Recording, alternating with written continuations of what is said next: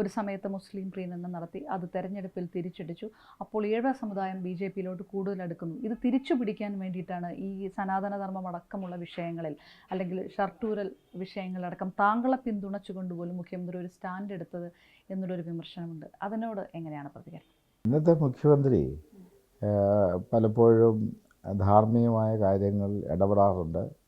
അപ്പോൾ അങ്ങനൊരു പ്രശ്നം വന്നു കഴിഞ്ഞപ്പോഴത്തേന് ശിവഗിരിയോട് ചേർന്ന് അദ്ദേഹം പ്രഖ്യാപിച്ചു എന്നുള്ളതല്ലാതെ അവിടെ എന്തെങ്കിലും രാഷ്ട്രീയമായിട്ടുള്ള ഒരു ഒരു പ്രയോജനം അല്ലെങ്കിൽ രാഷ്ട്രീയമായിട്ട് ഉപയോഗപ്പെടുത്തലുണ്ടോ എന്നുള്ള കാര്യം എനിക്ക് സംശയമുണ്ട്. ഇടത് സർക്കാരിനോടുള്ള ഒരു മഠത്തിനൊരു നിലപാട് ഏത് തരത്തിലാണ്?